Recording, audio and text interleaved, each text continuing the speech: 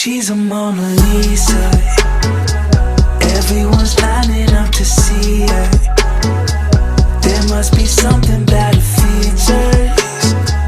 You'll find her beauty goes much deeper once you get to meet her. You see her walking down the boulevard. Hi guys! Welcome back to my channel. It's Ellie. So for today's video, ang gagawin ko is Nadine Lustre's Instagram.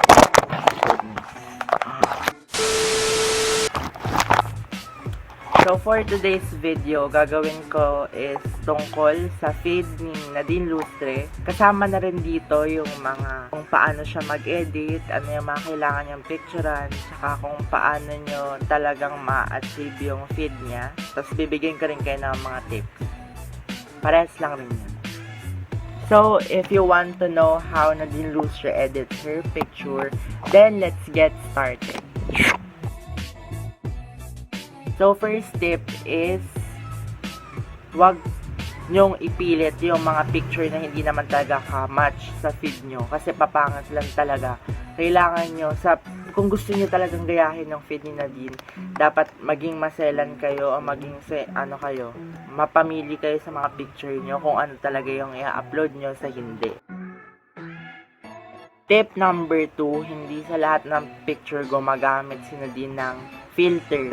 Mostly adjustments lang sa iba. Kaya, pag gagawa kayo ng feed ni Nadine, mag-upload din kayo ng mga no filter selfies ng iba. Kahit hindi naman selfies, kahit yung ibang picture. Tip number 3 is mag-post din kayo palagi ng mga selfies, portraits nyo.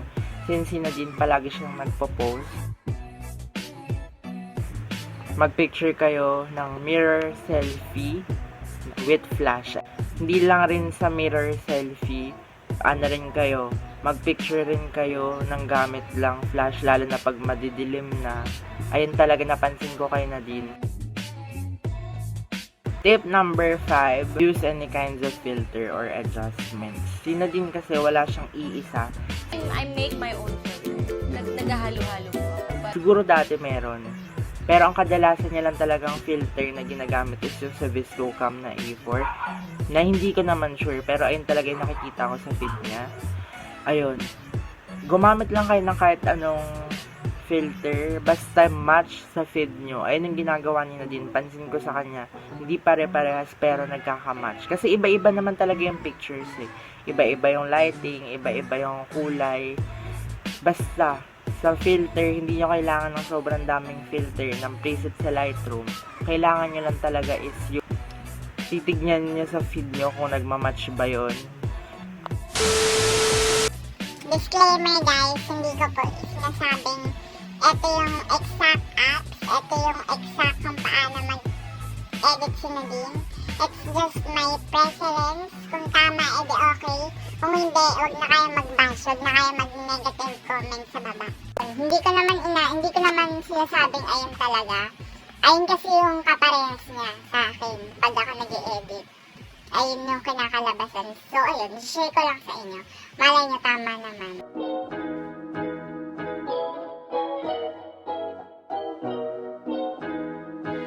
Go. What is Nadine Lustre's Instagram filter?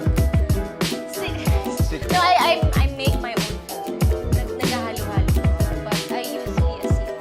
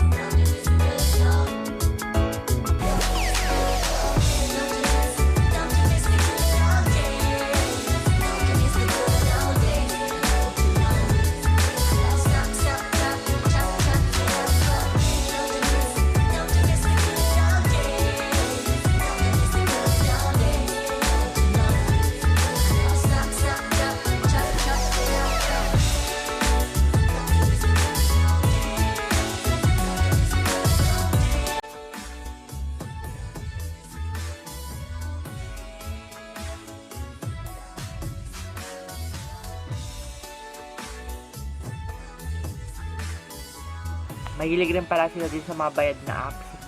Kaya next na video is gagawa ako ng tutorial kung paano po kayo makakakuha ng libreng paid apps.